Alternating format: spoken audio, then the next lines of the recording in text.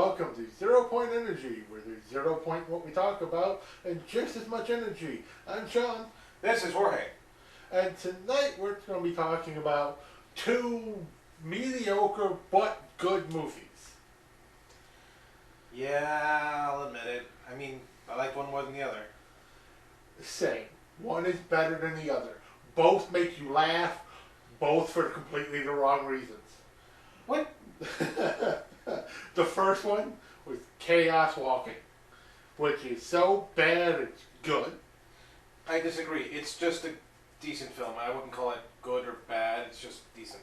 And the second movie we watched is Freaky, which is so bad it's fucking amazing. How? Okay, are we watching the same film? That movie was awesome.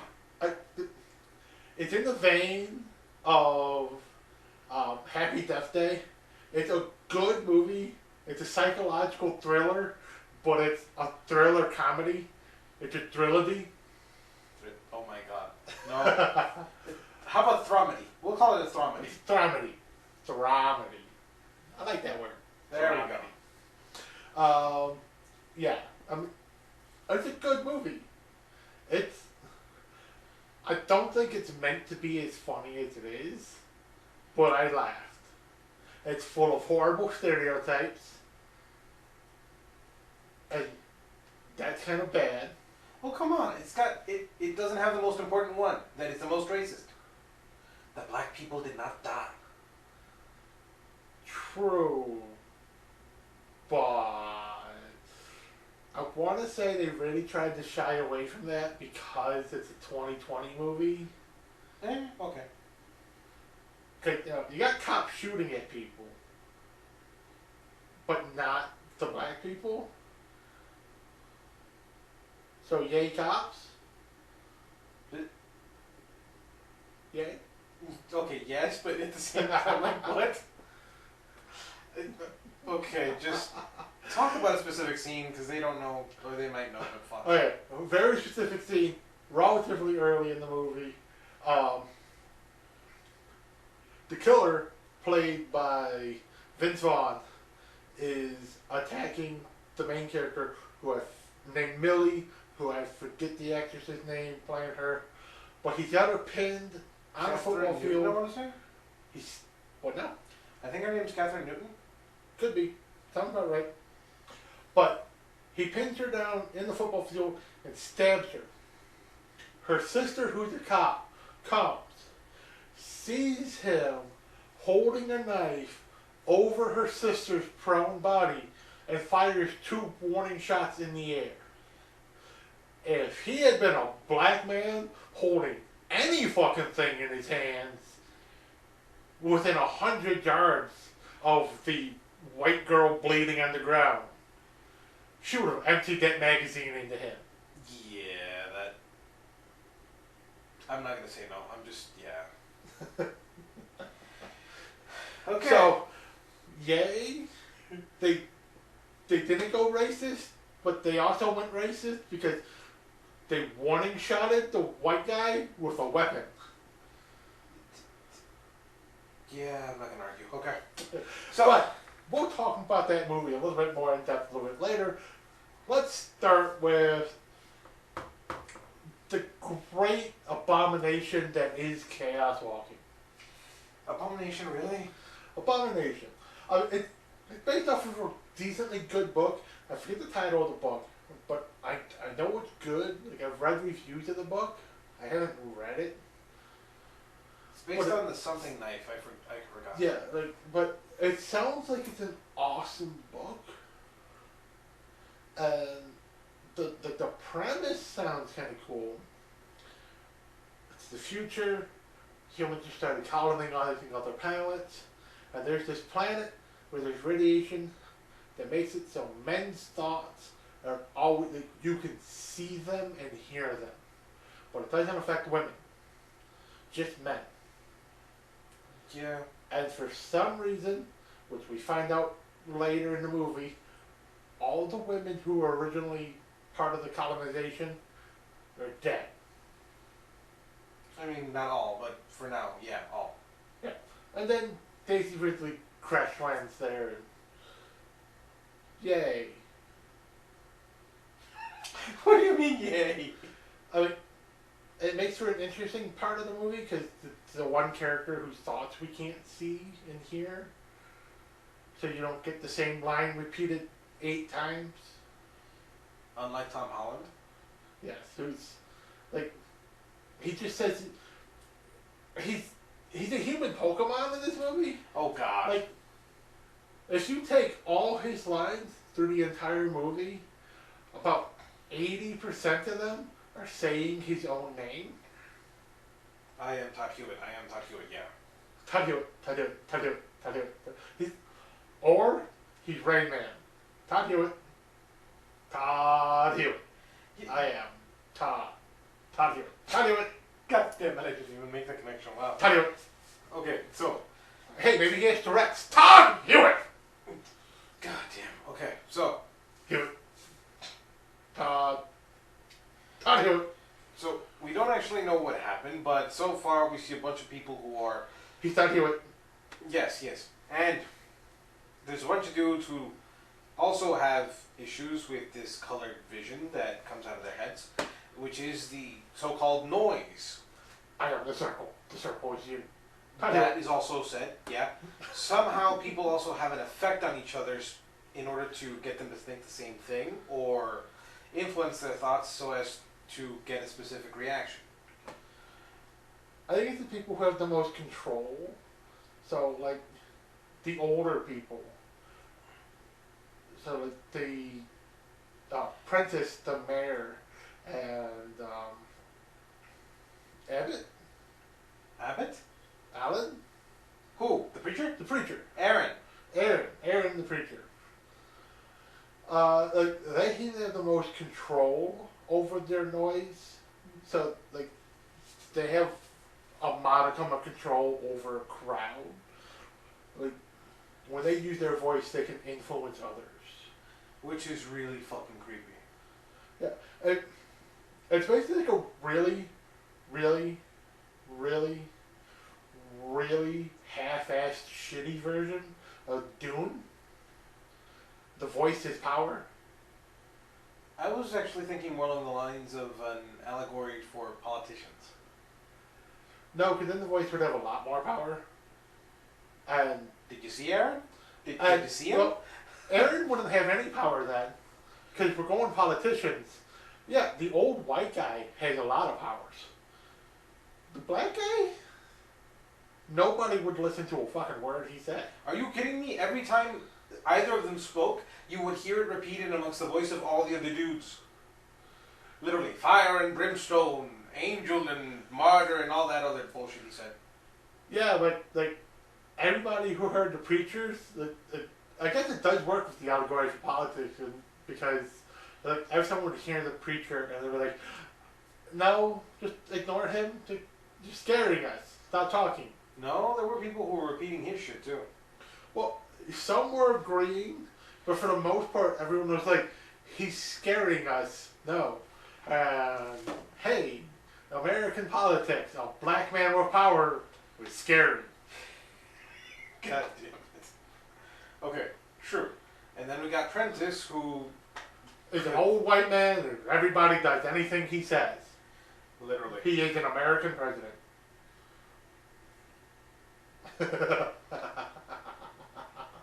Or he's a rival preacher to the televangelist. We're moving on. Okay, so then we have Daisy Ridley coming in, and we know Tom Holland's character, who, like you said, repeats just about everything because he can't control his noise. And Yes.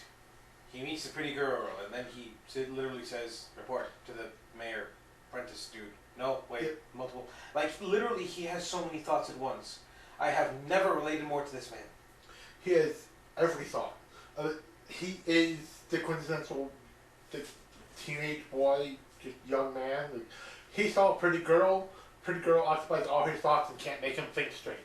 Like, half the time he's thinking is like, she has pretty hair, yellow hair, pretty hair, blonde hair, pretty hair. She's pretty. Never seen a girl before. She's kind of weird.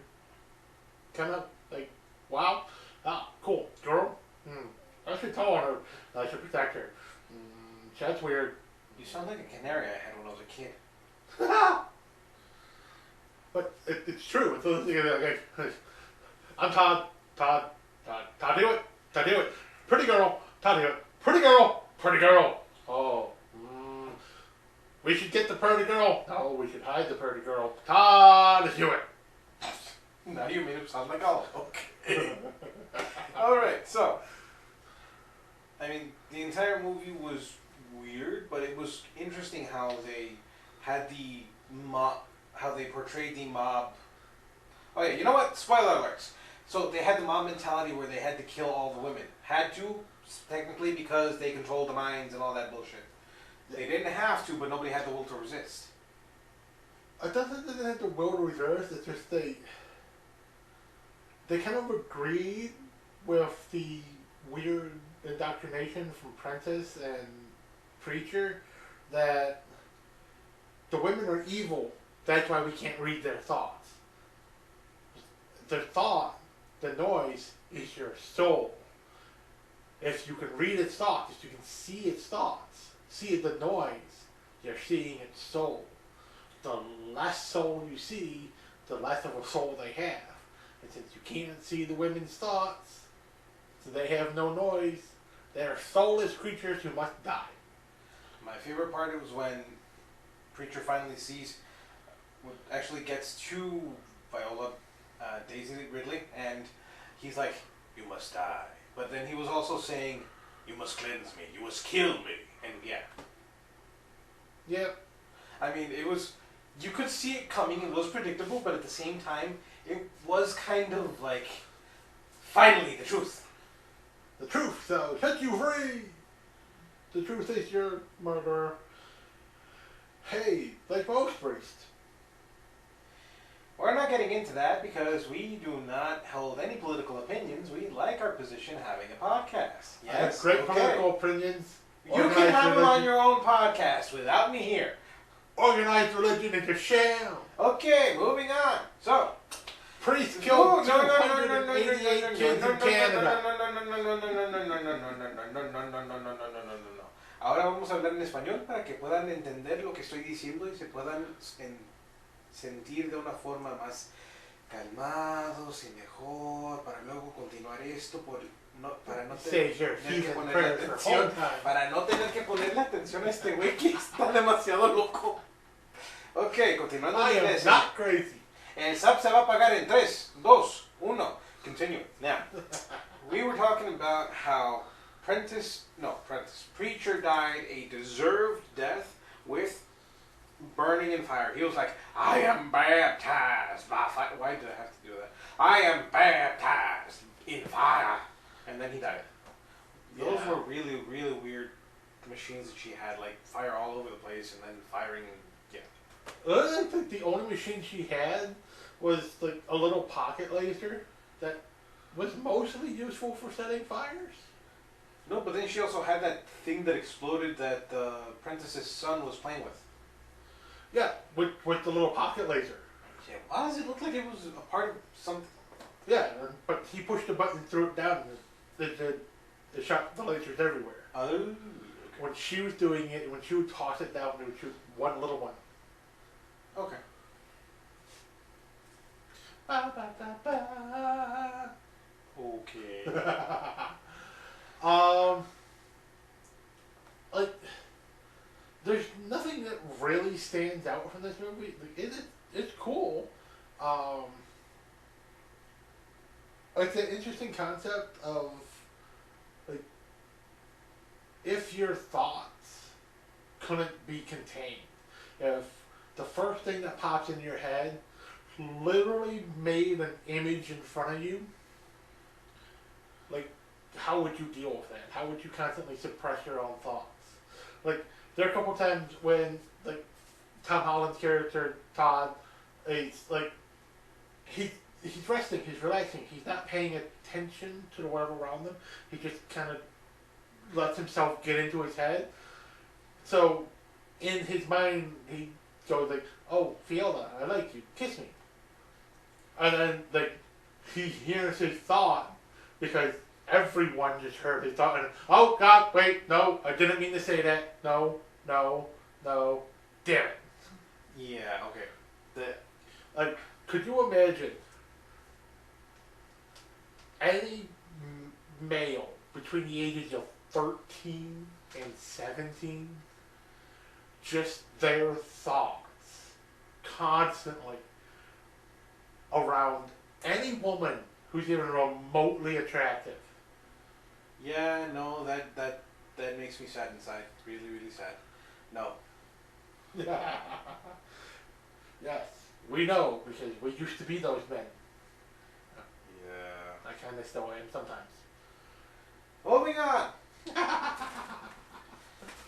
One thing that was weird about the movie is the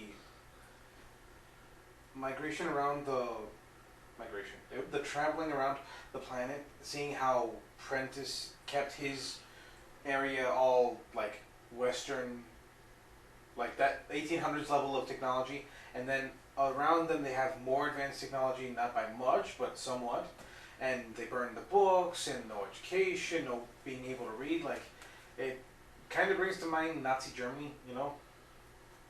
Not as much, but I mean, like, controlling the masses, you know. See, I wouldn't go Nazi Germany. I would think more of something like Jonestown or the Branch Davidian compound, something like that. Where you have that one charismatic leader who's telling everybody what to do, what to think, controlling their information. True. I mean, when Daisy Ridley was teaching him, or not teaching him how to read, reading the diary to him, and then he found out how his mother died, and then he was imagining the words in his mother's voice. Like, literally, that was really well written. I liked that scene. That was probably one of the only good scenes in the movie. You know what I mean? Yeah, like, there aren't many good scenes in this movie. That's one of them. And they don't take advantage of something they set up early in the movie.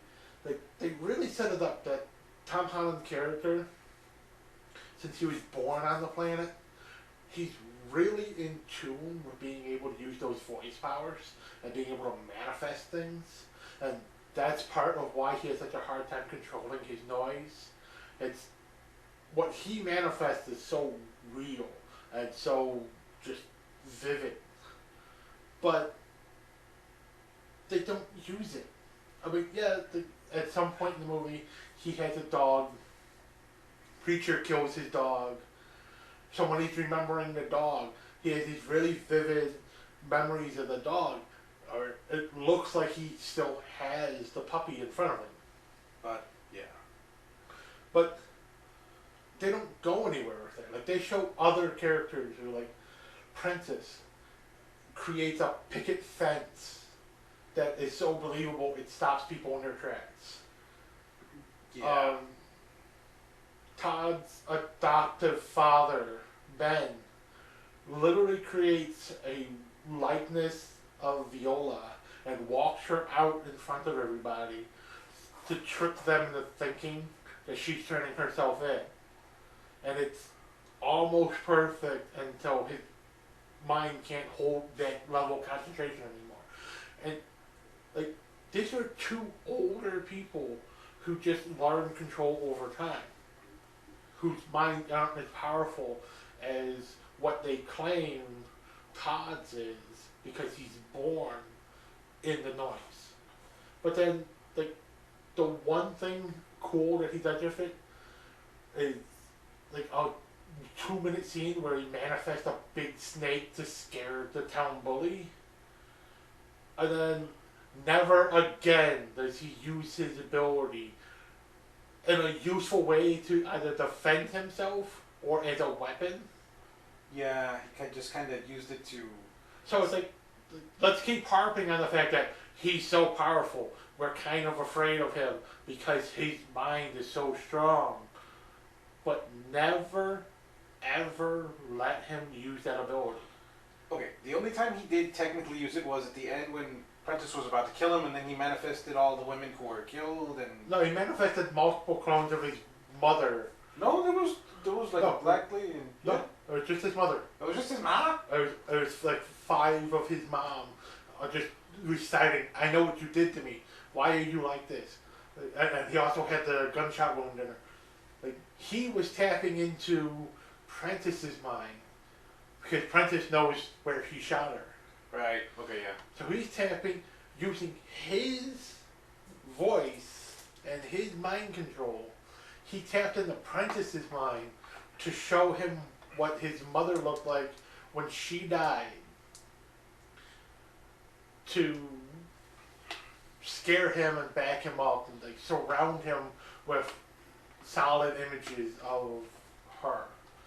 Like, why do we have to wait to the end of the movie to see him use his power? Why can't we see him half-assedly attempting little feats here and there throughout the... Like, we start the movie, he'll really quickly manifest that state. A little bit later, he manifests something else. A bit later, he should manifest something else. Let's see him learning the control through the movie. So then, at the end, when he has that control, when he has that life or death moment, and he makes those multiple perfect noise clones of his mother, it shows character growth, not Savior MacGuffin. Okay, agreed. I can agree with that. It was still a little badass. The way that it was filmed and such, they're totally badass, but it's like, okay, this is a 2-hour long movie. We get a tiny scene at the beginning of the movie, and a longer scene at the end of the movie, with nothing in between. Yeah, I mean, okay, yeah. Yeah, there's no character growth there. That's like, let's start Star Wars with Luke. Like, Obi-Wan gives Luke a lightsaber. And then, at no point to the rest of the movie do we see him learn or do anything with a lightsaber. And then at the very end of the movie, have him fight Darth Vader, one of the best Force users and swordsmen there is, and win. I know you did this on purpose, you evil bastard. You're talking about fucking Kylo Ren and Daisy Ridley fighting. I know yes, you. I fucking am. You evil son of a bitch. They made the same movie again. Nah. Can't even make the words. Let's put Daisy Ridley in movies where there's no fucking story and no character development, but hero. She had no character development in that Ghibli film. What was it? When she did Only Yesterday. That's it, yeah. Yes. It's amazing. All she had to do was read lines written by one of the greatest script writers ever. And yes, finally, a character with good development. She emoted in that movie, come on. Admittedly, she had help from a drawing, but her voice moved. We didn't see her not emoting. Motherfucker, her voice moved. Not really. Fuck you. Not really. I hate you. Like, it's literally the only time I'll ever say this. In context of a Ghibli film. Oh God. The Sog is better. How dare you? Most people I'm not agree with wrong. Like, Dev Patel, I mean, he does okay, but it's Dev Patel and Daisy Ridley. Two people with really strong accents. There's nothing wrong with that. But none of the other characters in the movie have an accent. Again, there's nothing wrong with... Okay, no, I know. Fine. Okay, you're my sister. No, I'm not. But I have a British accent and you don't. How the fuck? I'll give you a how the fuck, okay? Or Professor X had a sister who was Mystique. Mystique has an American accent. He has a British one. She's adopted. What's your point? They still grew up together. She could have adopted a British accent. She's not Madonna. She technically could be if she wanted to.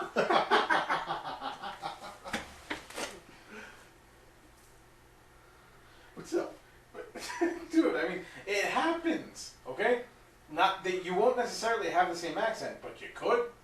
But they're not in tight-knit families like you get in Ghibli families. Really? Tight knit? Spirited Away. The parents turned into pigs within like 5 minutes. Yeah, but they love their daughter. Did they really, though? Yes, their daughter didn't love her parents. That's why she goes to the spirit world. She had to learn to love life and just love her family. I'm pretty sure they loved food more than they loved her. She just ran off. No. I'm joking. No. Okay, so in all, like the year 2257, hypersleep and all that jazz, pretty standard sci-fi stuff, you know? But, I mean, the one thing I liked about the technology was they had an intergalactic antenna that was about the size of a PS4. That was, to me, that was utter bullshit. It was hilarious. I'd say it's more like the size of a PS5. Fine. It had that tall, thin shape. Fine. Hey, at least it wasn't as big as an Xbox X. Oh, God. What? I mean, Tom Holland would not have been able to lift that bastard then. Dude, Tom Holland's actually pretty strong. Yeah, He but looks like a was already- scrawny fuck, but he's actually pretty strong. Yeah, but he was already dangling off of the wire, barely attached to shit. I mean, he had to make it look good, I guess. Yeah, but he's not Spider-Man in this one. Yeah, fine. Like the whole movie, just wow. Tom Holland, there's another. There's the other Pokemon line from him. You have Todd. Oh, Todd Hewitt. Todd Hewitt. Be a man. I'm a man. Be a man. I'm a man. I'm a man. I should be a man. I'm strong. I'm a man. I'm Todd. The one thing I didn't like, well, the one thing. Another thing I didn't like about this movie was the stories about the aliens. That never went anywhere except for one scene where he gets into a stabbing fight. Yes. And like that's kind of the point that makes it super obvious that the story about the aliens attacking them is obviously a lie, because the one who attacked him literally just seemed to attack him because his noise was being noisy. I don't know. I mean, for me, it seemed more like it was like he saw the noise and he's like, okay, that's the color of aggression. Let's get rid of that. Yeah, oh, that's what I mean. It's like, if it was just noise, he would have ignored it. But his noise was specifically like, oh, that's one of the aliens. We should kill it. It's going to kill us. We should not. He was making a bunch of noise with his noise that showed that he wasn't friendly. Ah, that's what you meant. Okay. So it's one of those, I know that's hostile. I should attack it before it attacks me. Sounds very human, don't you think? Very. That's why when Viola yelled at him to stop attacking, and he does, and you hear his, I should kill it, but no. I should, no. But I should, but no. It killed my mother. No. And the thing just kind of walked away from him because it realized he wasn't going to keep fighting him. Yeah, that was weird. I didn't really understand that at first because A good example, Predator. If you're aggressive and you make yourself appear to be a threat, they attack you. If you're obviously not a threat to them, they don't attack you. okay, I can see that. I mean, it was a little weird with the way he just left because he was stabbed, but the knife barely did any damage from what we could see at least. It looked like he maybe had a couple cuts that he was bleeding some black, but it wasn't like basically it's a flesh wound type thing, you know? Yeah. Like legit a flesh wound, not like the Black Knight where, yeah, I lost my arm. Yep, it'll grow back. Pretty much. Yeah. This is a good movie. Would I recommend it? Yeah. It wasn't a waste of time to watch it. It's definitely worth watching if you have the time to kill. Um, is it a great movie? No, not even close. I mean, I think it was a good movie to watch. I am actually glad I watched it. I was curious about it. I'm not angry I watched it. I'm not like, give me my money back. No, it was a good story. I liked it. I just think it could have been better written or better put together. Yeah, when I saw the trailers for it, like I'm like, oh, that sounds like a cool premise for a movie. Like, it seemed like it's a good movie, and it has potential to be a good movie. I don't want to say it's poorly written. I just want to say it's poorly executed.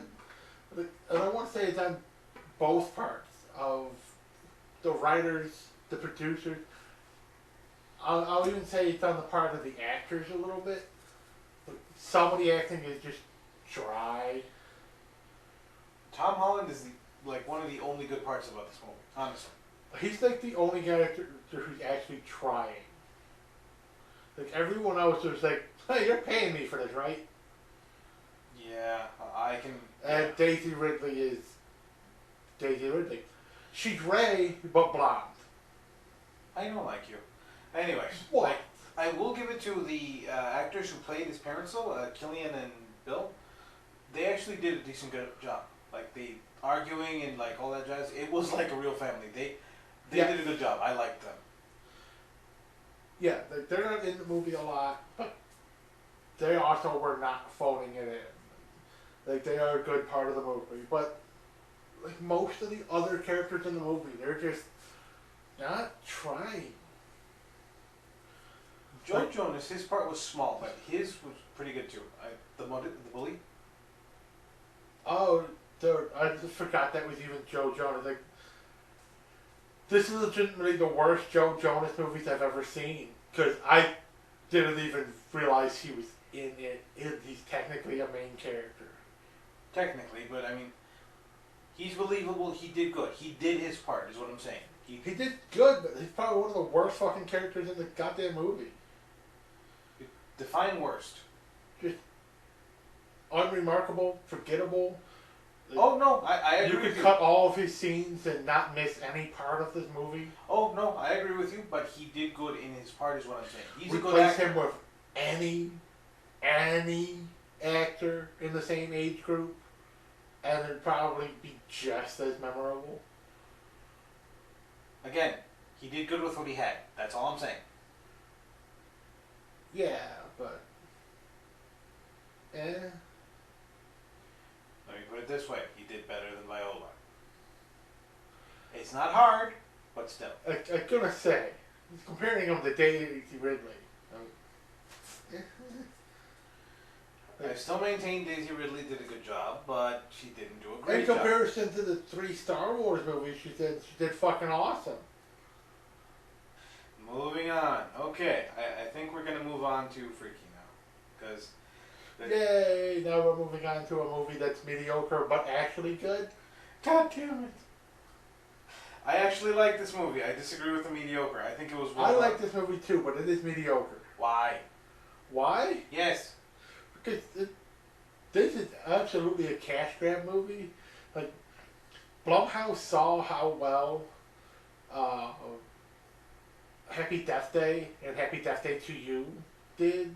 They're like, wow, we can do thrillers and thriller comedy movies and people pay to see them. And they do. Because, like, Happy Death Day and Happy Death Day to You are fucking amazing. They are the dumbest fucking movies you will ever watch, but they're great. Like, Groundhog Day meets fucking Scream. Okay, I don't disagree with you. I still think this movie is pretty good. Okay, it's Freaky Friday meets frickin' Friday the 13th. Yeah, it's a good premise for a movie. It's not bad. I enjoyed it. Vince Vaughn played a convincing 18-year-old girl. Yeah, I will completely give it to him. The man is amazing. He's a great actor. He did so much better than Rob Schneider in The Hot Chick. Oh God. Don't remind me of that goddamn movie. Oh God. You have to, because it's the only movie of this type we can compare it to. I know. It's just no. You know what I mean? No. You know what I mean though.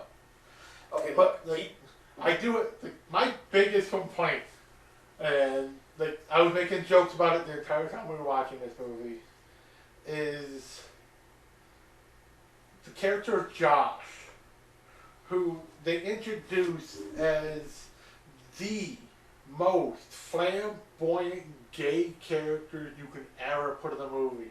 Like, think of the gayest character you've ever seen in a movie.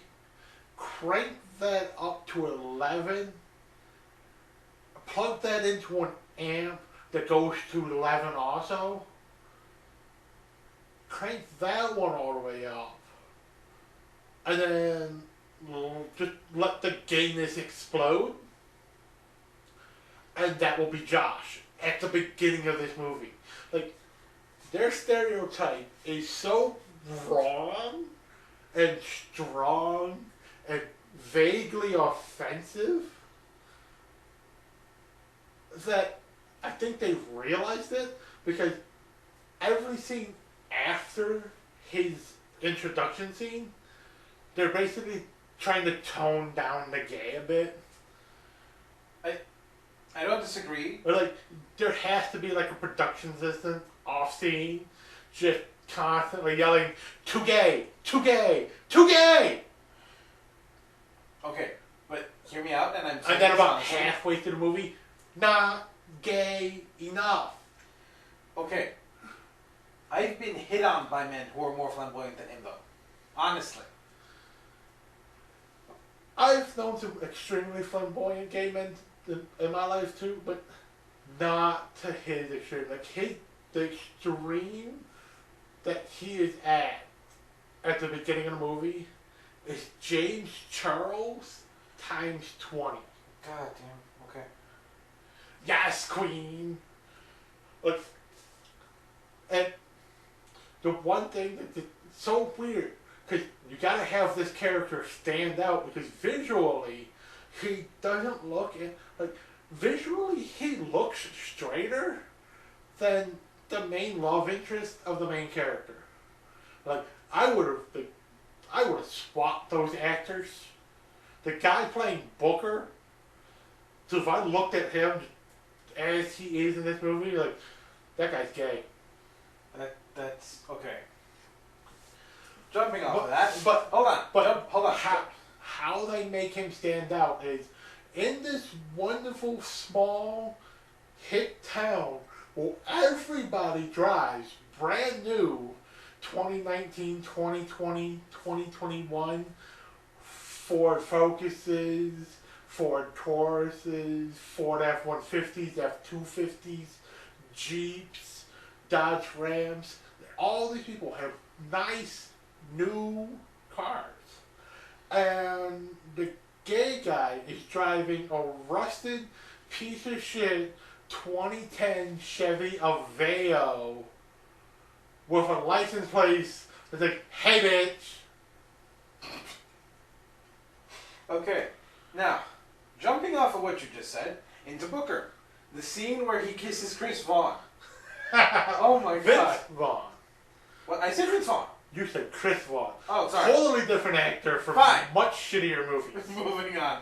Vince Vaughn. Okay, that was actually believable. I'll give it to both of them. It was a good kiss. That entire scene when he's confessing his love to Millie while she's in Vince Vaughn's body is like, I made the joke while we were watching it, and it's just, it holds. It's like, I've been in love with you since the day we met. Now, they're childhood friends. They grew up together, which means I've loved you my whole life, but it took you turning into a 45-year-old man for me to express my love for you and want to be physically intimate with you.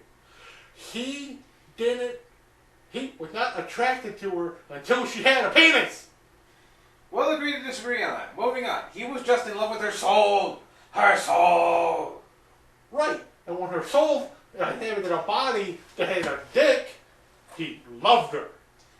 He liked her before He loved her with a dick. Which, again, kind of goes to show, look at Booker, that's the gay guy. Moving on. So, Josh is straight but curious. dude, it was like the, what's it called? Like freaking Princess Bride. 12 wow. 12 wow. It was true wow. Anyways. Ooh. I made me think of a stupid stupid joke I also made at the very beginning of the movie. The actress is running from the serial killer. She hides in a secret panel in the closet. And it's, this movie was made 2019, 2020, and, it's great. You want to be you, embrace who you are, everything. This is one time, bitch. Stay in the closet. God damn it. Oh God.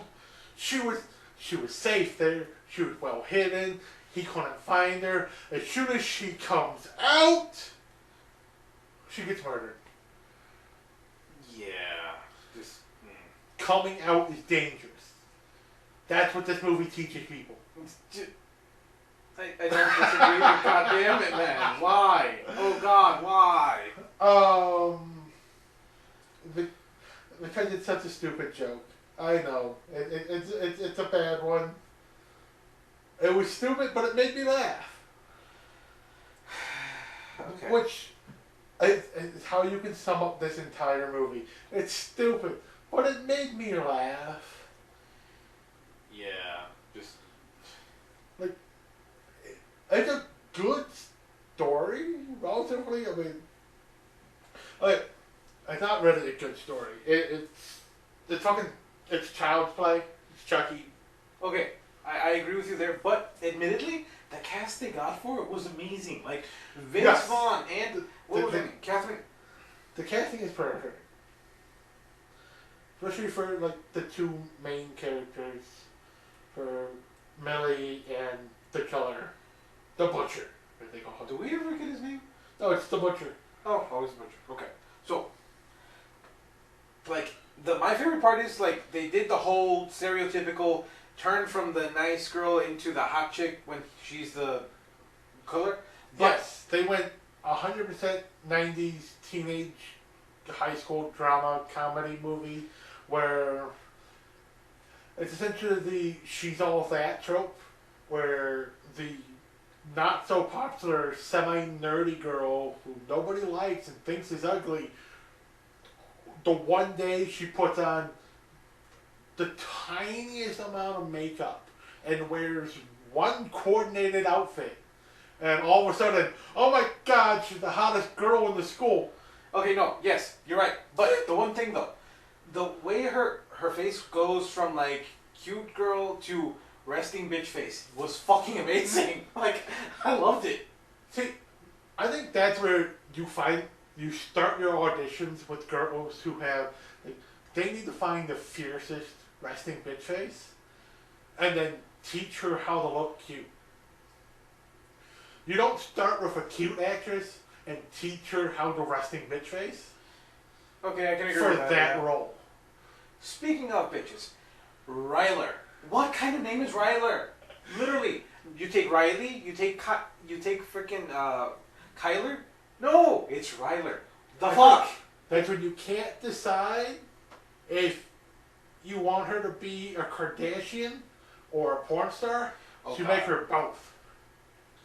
Also, she was immediately hateful, and you could already see it coming.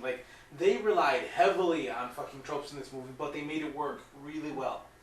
Yeah, so the tropes are cranked up to 11, and they're simultaneously offensive, but that's also what makes them funny.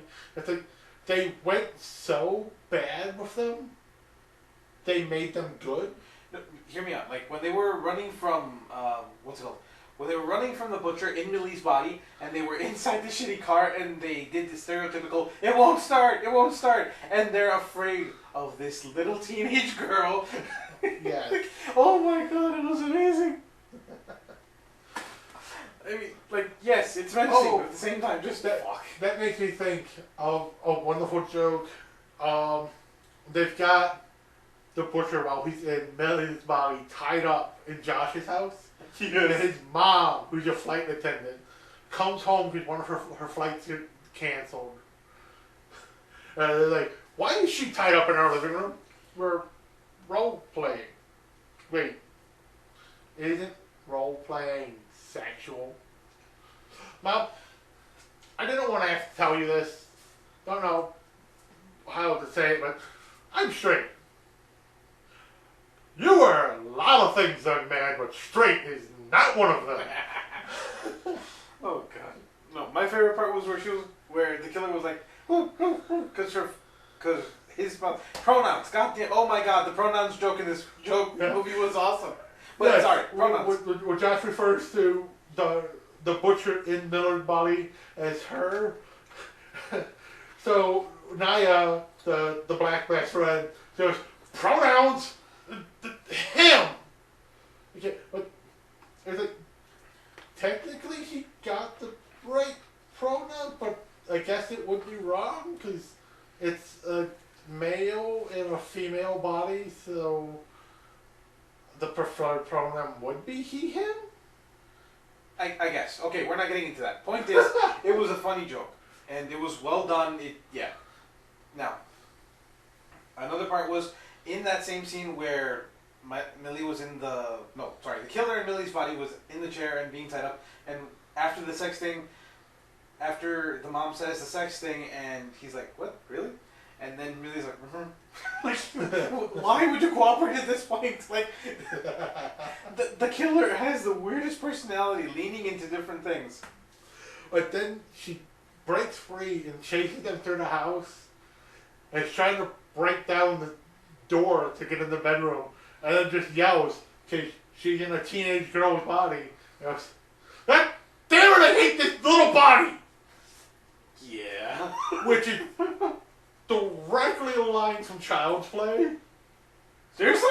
With Chucky doll, when he's chasing and he can't do anything because he has no fucking strength.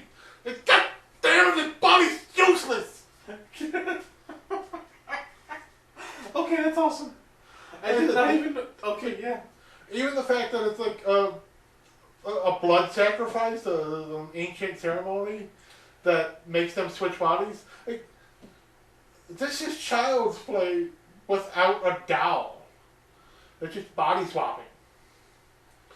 Yeah, basically. I can see that. I mean... But Child's Play doesn't get funny until at least Bride of Chucky. My cousins would disagree with you. Why not? My cousins would disagree with you. They like all of them? Or they don't think Bride of Chucky's funny? No, they would laugh. They started laughing since Child's Play.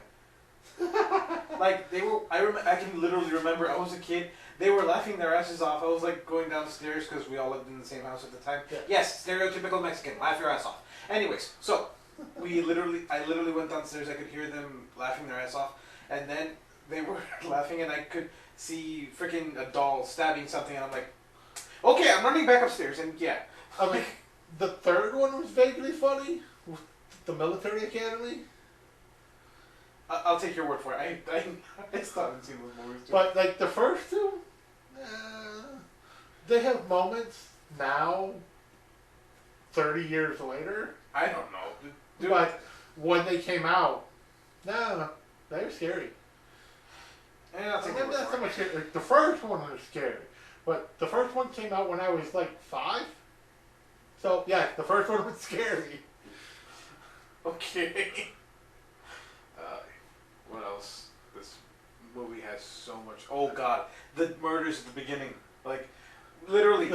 Okay, there's a part where this kid goes into the bottom of a mansion. There's wine, and he drops it into the floor. They basically established that Vince Vaughn's character is a mix of Michael Myers and Jason Voorhees, where he's got that Jason walk, that just slow, purposeful, just move in a straight line, but never run kind of walk. But he's got that freakish strength that Michael Myers has, but also Jason Voorhees has. Like, the first kill is he pulls this kid's hair back so he's looking straight up, takes a wine bottle, shoves the entire bottle into the kid's throat. So you see him swallowing the wine as it's gurgling down into him. And then he punches the kid in the throat to break the bottle, so the bottle breaks through his neck. It's beautiful. Dude, that wasn't swallowing. That was literally, he was deep-throating the bottle. Exactly. Then why were you saying he was swallowing? Because you saw the... You did see the Adam the apple go up and down. No, so it wasn't going up and down. It was going down because it was trying to swallow the bottle, and then up because it was struggling against it. But you also heard the glug from the bottle. I'll take your word for it. Because you pulled the cork out. Yeah. See, I pay attention to these audio cues. Fine. Then there was the death of the girl with the... Yeah, the second kill is... He kicks down a bathroom door. The girl falls for no reason. Typical horror movie style where girl sees killer, falls on her ass and scoots backwards, not able to put her feet under her for some reason. He grabs her, puts her head in the toilet, and smashes it with the toilet seat with enough force to visibly deform her skull, but for some reason not enough force to crack the porcelain of the toilet. Which is very weird. Porcelain is decently strong, but not that strong. Right. Then it cuts to... What did it cut to right after that? Cut to the two who were still out in the yard fucking in the garage. Right, yeah. The blonde was on the car, dude was trying to finish up, and she's like, okay, we're done. He's like, no, come on, 3 more minutes, I'm almost done. Nope, I'm done. We don't need to worry about you. And yeah. And then we get the butcher with a tennis racket, snaps it in half over his knee, and then stabs it in either side of the guy's skull. I call bullshit. It's doable. You know what? This is just like Skyscraper. It's possible. It's just not plausible. God damn it. Okay. And then the girl who's left is the one that he chases, and she hides in the closet. If she had just stayed in the closet. Moving on. She dies because he picks her up and throws her onto a spear that he threw into the wall earlier. Yes. Now, from there, we go to how he freaking killed... No, how... When Millie switched bodies with the killer and then tried to find Nyla and Josh. When she kills Kyler. Because for some reason, this high school in their sports medicine room, which even the preppiest of high schools don't have an entire room dedicated to sports medicine. Agreed. But this small town one does. And it has a cryo it has a full cryo bath chamber, which I've seen those. They're a real thing. They don't go to negative 300 degrees like this one does. Like, they might go to like negative 50. Yeah, but I mean... They're fucking cold. Dude, she died as she lived. She was an icy bitch. Yeah. No, but I mean... And then, right after he finds her, then he's running around because he sees his body. He's like, no! And then he runs to find Nyla and Josh. Yeah, she runs to find Nyla and Josh. And they proceed to beat the shit out of Millie in the butchered body. Yes. Until he finally convinces them who he is by just reciting stupid things, going through the school cheer because Millie is the mascot. Yep, she's a beaver. Yes. And then, yeah, so they believe that he's Millie. Yeah, but I mean, the amount of trouble they had to go through. They were throwing plates at him. They were throwing one chair, right? They hit him in the balls. One chair.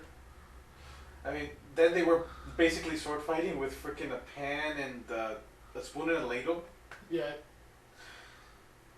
Jeez. And then he was like, no, Millie, the butcher's body was like, okay, I'm putting it down. It's me. It's me. And like did a little like pose, and then they hit him again and run. Yep. I mean, and he kicked Naya right in the tit. I mean, I like this movie. I like that it was in the same vein as Happy Death Day to You.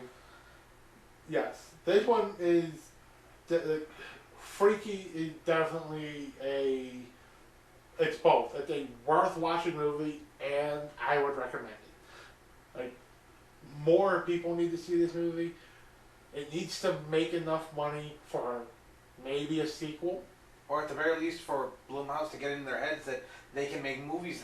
I mean, they can make money this way because their horrors have not been going well. No, and I would like a follow-up, a third movie to the Death Day sequel.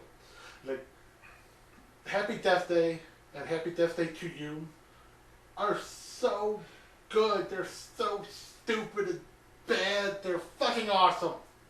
Well, look, I still do not know your definition of bad. They are fucking awesome. I agree. Why are they bad? Because it's Groundhog Day meets Scream.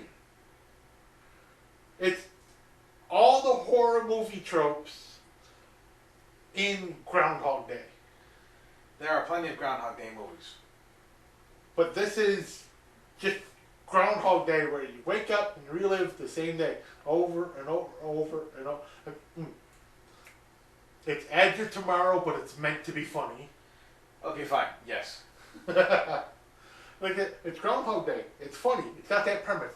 You relive the same day over and over and over and over and over. No matter what you do, you relive the same day. Except you almost die in Happy Death Day. No, you do die. That's what makes the day reset. No, motherfucker. Every time she reset, she got hurt a little more, little by little. Oh yes, when she wakes up, whatever trauma it was that killed her, is like present in her body the next day. It's non-lethal damage when she wakes up in that cycle. So over time, it starts taking a toll on her. The sheer number of times that she got thrown off that roof. Eventually, she starts waking up and, hey, her shoulder is still dislocated. You know, getting shot in the chest 30 times.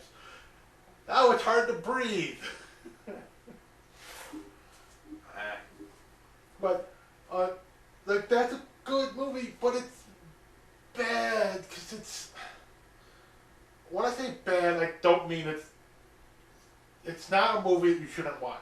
Say, you think a bad movie is a shitty movie that no one should watch. That is not the definition of a bad movie.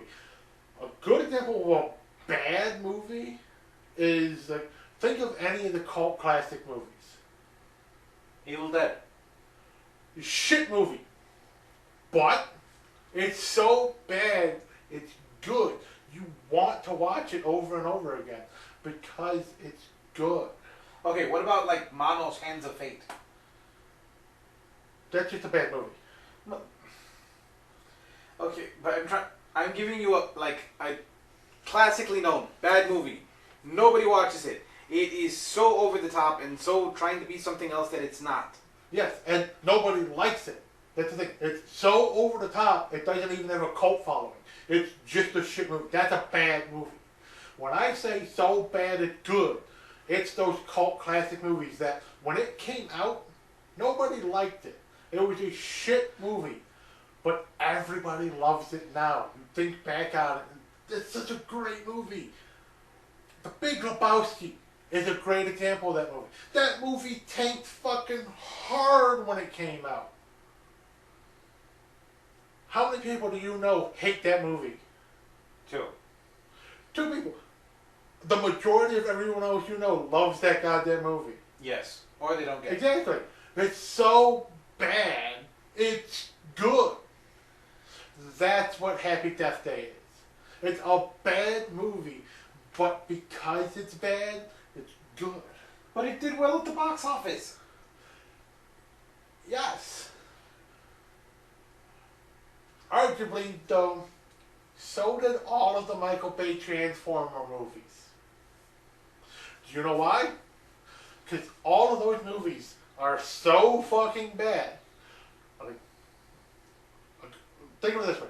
I'll use myself as an example, even though I only saw them one time in the theater.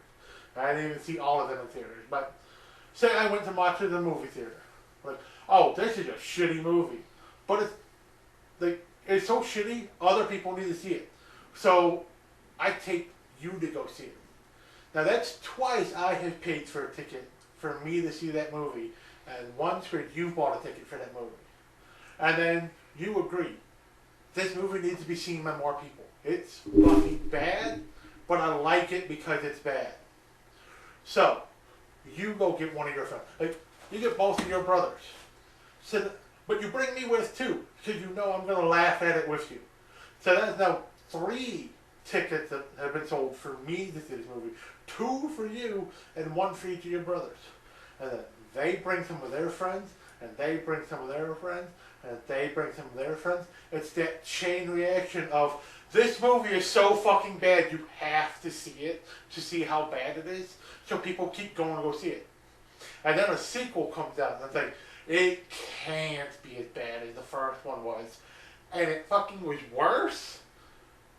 But it's still, everybody's seeing it with the, it can't be that bad. And then another sequel comes out, and it can't get worse. And it did. But again, you have to see it multiple times because everybody has to be subjected to this shit show. So bad it's good. Fine. Alright, I think we're done here. I mean...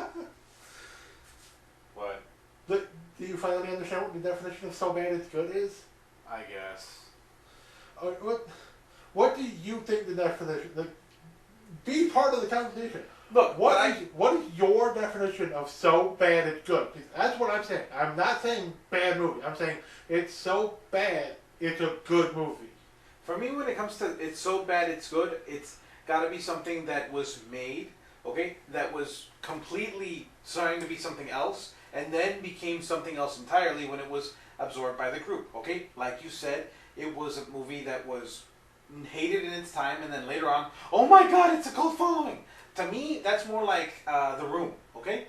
The Room, completely tanked. It was supposed to be a drama. It was supposed to be some kind of amazing movie. And then later on, oh my god, this is a comedy. The first time I watched it, it was a fucking comedy. Right. I thought it was on purpose. Like, freaking... Go ahead. That piece of shit movie is the absolute pinnacle. The top tier of so bad it's good. That movie sucks so hard you absolutely have to watch it. Yeah, but I thought it was on purpose. I thought, like, legit, the way it's... No. Tommy Wiseau he thought he was making an Oscar contender. No. He was trying to make a great movie. It was not trying to be satire. It was not trying to be bad. It just turned out to be so bad. I understand that, but that's the whole point. Like, I thought it was on purpose. I thought it was taking the piss. I thought it was like, this is what it's supposed to be. It's not really, but still. Like, that's it. That's you not knowing movies. That's what it is. So bad it's good is when a director is so delusional he thinks he's making a good movie. And when the movie-going public sees it, it's like, this is the worst fucking thing I've ever seen. Tommy Wiseau thought he was making a very serious movie. And when everybody watched it, they're like, oh my god, this is fucking hilarious. So he just went with it. Yeah, funny movie. My idea, we did that on purpose. No, you didn't. No, you fucking didn't. Okay, but again, I watched it when I was like, I want to say 10. Okay, I was laughing my ass off. I actually liked Right. the movie. I didn't know it was serious. Everybody who saw it at first laughed. That's the thing. Okay, When Tommy Wiseau was at the opening screening, everyone laughed at the movie. And he just, like, at first, confused. Like, wait, why are they laughing at my movie? And then he realized, I did not make a good movie. And then he just, nope, I did it on purpose. It's meant to be that bad. Roll with it. okay, I get it, but hear me out. Again, the movie never had a chance to be bad. I mean, it was bad. Yes, it was bad. If you look at it seriously, but it never had a chance to be bad. You never, at any point, thought The Room was a bad movie. No? You don't know anything about movies. Fuck you. If you knew anything at all about how movies are made, or just movies in general, you would know that subjectively, The Room is a horrible movie. It's a perfect example of what not to do. It's Film Crew 101. I was 10. Right. You were a child. As an older adult now, do you understand why that movie is so bad it's good? Yes. Right. So you understand. So bad it's good. Now, if your entire life, now, you've only ever relied off of what your 10-year-old self saw as so bad it's good, not realizing bad, you don't know movies. At what point did you realize that was a bad movie that just happens to be funny? I was 13 or 14. Okay, so it took you 3 or 4 years to figure it out. Starting from that point, when you realized that that was a bad movie, that was so bad it's good, did you understand that the definition of so bad it's good existed? What movies did you see after The Room that would fall into your version of the definition of so bad it's good? Buckaroo Banzai, Big Trouble in Little China. Okay, so you understand the trope of so bad it's good, but you're arguing with me about it. Yes, okay, hear me out, okay? These Those had a movies are chance in the to be... vein of those movies. They're bad fucking movies, but they're so bad you have to watch them because they're bad. I disagree. I think they're clever. That's it. They're clever. They ain't winning Oscars. They're not. Okay, wait. So your definition of good is Oscar-worthy? That's the world's definition of good. Okay, fuck the world. Okay, no. An Oscar-winning movie is a movie that professional critics have decided is the best movie. So, these are good movies. The so bad they're good movies are the movies that are arguably never, ever getting an Oscar. They're not getting nominated. If anyone in the cast is at the Oscars, it's because they were a background character in one of the other movies that are being nominated. Okay, but okay, hear me out, okay?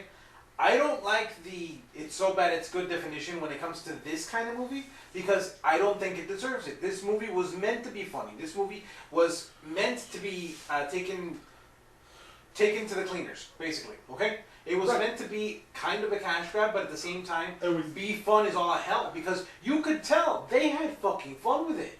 Right, but this movie was made just like Happy Death Day was made. It was made to sell tickets because people would come watch this and laugh so that Blumhouse could fund production on the shitty movies that they like making. Okay, two things. First of all, Happy Death Day, the first one, was only supposed to be one. Number two, okay? They expected it to bomb. Right, but everybody liked it, and that's what made them realize if they can keep churning these out, people will go see them. People paying to see these movies give them money. With that money, they can turn out another shitty Hostel sequel. I don't disagree. Now, Or Happy Death Day Fantasy Island. Oh God. Okay, we're not talking about that. Well, that's a couple weeks down. Look, Happy Death Day, okay, was well written. It wasn't just clever. It was actually fun. Okay. Right. Happy Death Day to You. I was amazed they did it again. It was fucking amazing. And both of those movies are not a production house around would touch them, and then Blumhouse. Like, we need to put a movie out. Here's a script nobody will touch. And then they put it out, and it made millions. So they said, we can fund a shitty movie. And what movie came out immediately after the first Happy Death Day movie? Fantasy Island. What movie tanked and cost Blumhouse millions? Fantasy Island. So what movie came out immediately after that? Happy Death Day to You. To recoup the losses from the shitty movie that they expected to be good. Because Blumhouse loves making those shitty movies. Okay. They don't like making these comedies. To be fair. But they realize they can make money off of these. To be fair, okay, Blumhouse brought back the horror movie, okay? They actually did good at the beginning. At the early 2000s into the early 2010s, they were making great movies. Like the first Hostel movie, Yes. fucking amazing. The second Hostel movie, good. Not as good as the first, but I enjoyed it. The third Hostel movie, Yeah, that started getting... come on. Stop spending money. Spending money. Like, at some point, Blumhouse making movies it became M. Night Shyamalan making movies. It's like, how the fuck do you keep getting money? Okay.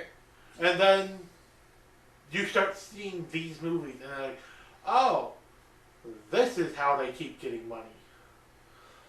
These are bad movies, but we would never have seen these bad movies if Blumhouse hadn't made them. And they are arguably good movies, because it's like,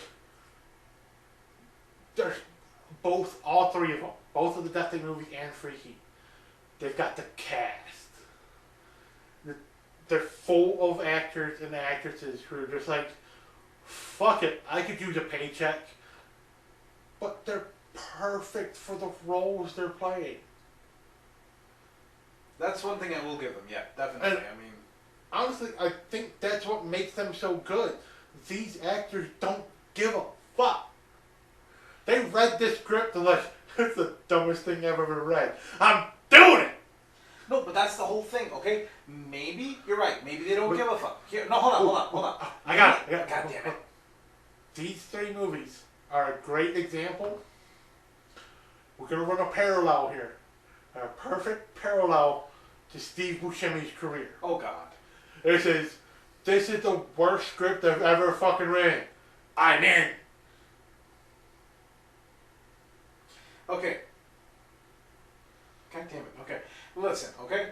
I don't think it's so much that this is some crap. I mean, I think it's more along the lines of, okay, this is going to be fun as fuck. Let's do it. That's right.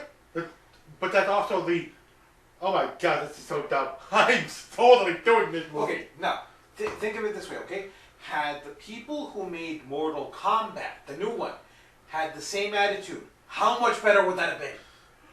Yeah, true. Like, that's what. Have everybody be Kano.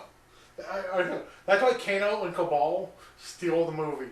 Because they read that script and like, this is so bad. I'm doing it. Like, imagine And how much... everyone else read that script and like, this is amazing. Thank you for this opportunity. You just ruined your career. Dude, just imagine how much better Hollywood would actually be if more people did movies with that attitude. Like, not necessarily dramas, but at the same time, like, movies in the same vein. Yes. Like, I think that's why I love like Atomic Blonde and movies like that where like Charlize Theron, she did so many action movies recently. Cause she's hit that point in her career where she's famous enough and rich enough, she can do whatever the fuck movie she feels like. So she can read a script and like, this is a dumb fucking movie.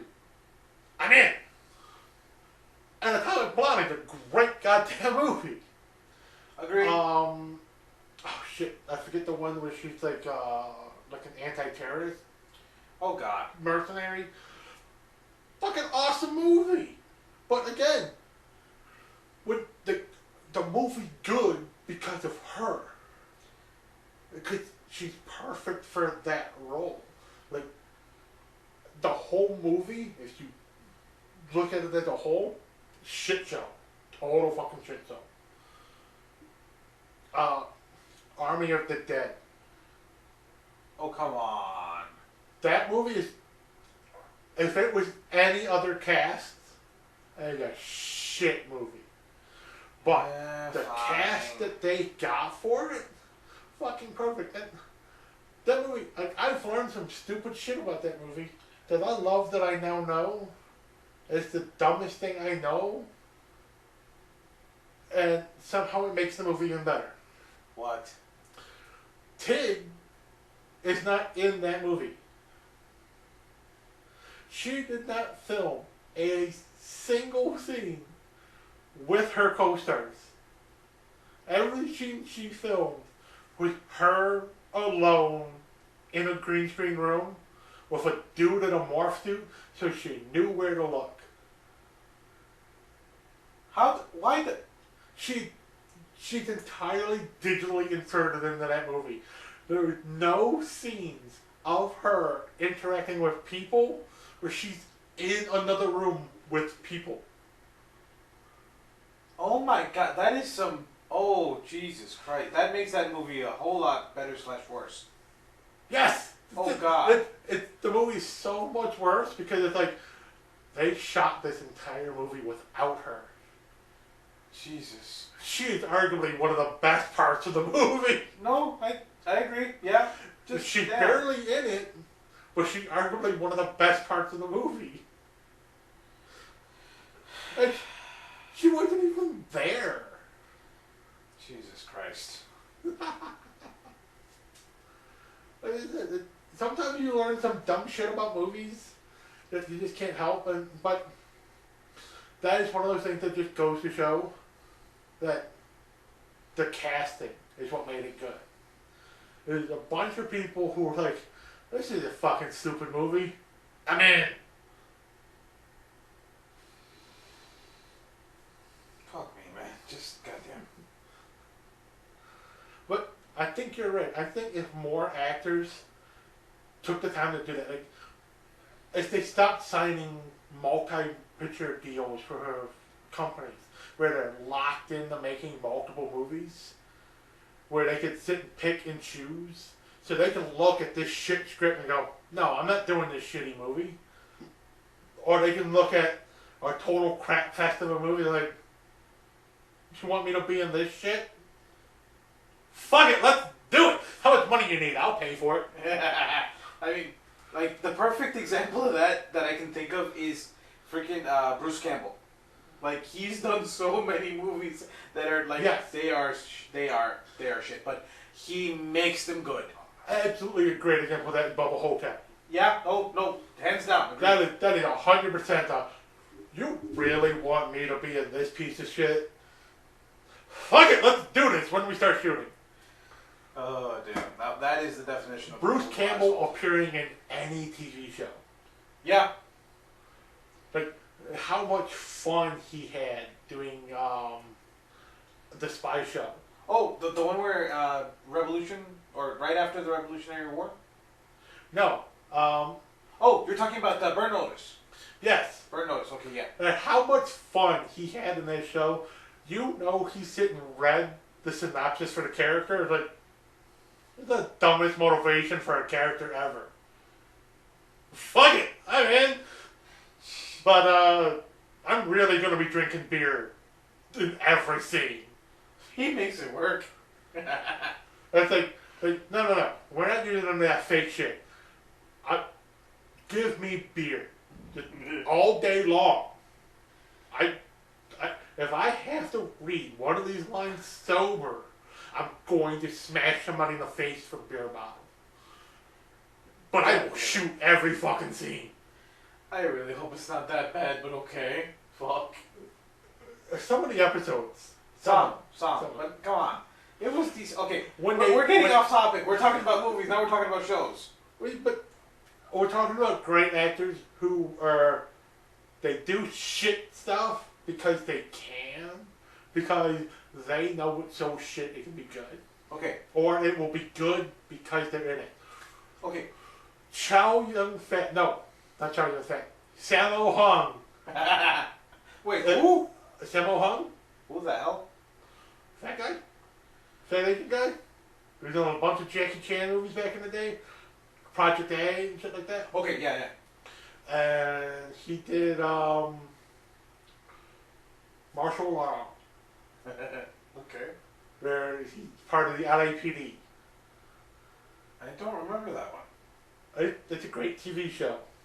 But it's absolutely this is a shit project. Why am I doing this? Oh, yeah. Because I think it's fun. That's, okay, just fuck. Sammo Hung and Kelly Hu. What? Just... What? So more than an hour and a half. You point out the timer. Who fucking cares how long these go? Yay! You paused me in the middle of my sentence. People like these dumb tangents. I don't fucking know why. I like these dumb tangents too. God damn it! I want to make an 8-hour one of these one time. But I don't have enough soda or tea to keep myself hydrated enough to go for 8 hours, especially since I can't have a fan on and it's fucking 90 degrees down here.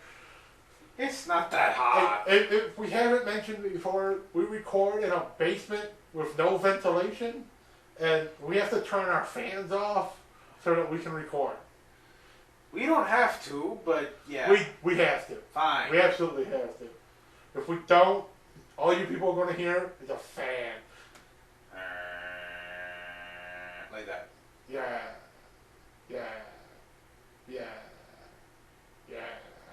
But no, dumb shit. No, I think that's about it. No, I think that's it for dumb shit. This has been another episode of 0 Point Energy. Good night. Watch these movies. They're not great, but they're worth your time. It is Chaos Walking and Freaky. Great movies. Not great movies. But they're a great way to waste 2 hours each. And I'm going to reiterate, because I disagree with my friend's definition, these are good movies, okay? Freaky's a great movie. Freaking Chaos Walking, good movie. It's a decent waste of time, and I would definitely recommend Freaky more than Chaos Walking, but they're worth watching because they're good stories. Say, Freaky, you absolutely should watch. It is 100% worth your time. Watch it. Chaos Walking is not 100% worth your time, but if you've got 2 hours to kill, watch it. It's worth that. If you need some background noise that you don't really have to pay attention to, honestly, you can listen to this entire movie and not see a damn thing and get the entire gist of it. Watch this movie. If you have kids and you just need background noise to drown them out, Chaos Walking is the movie for you. Alright, ladies and gentlemen, this has been 0 Point Energy. Thank you for listening, and have a good one. Fuck you, people! Bye-bye!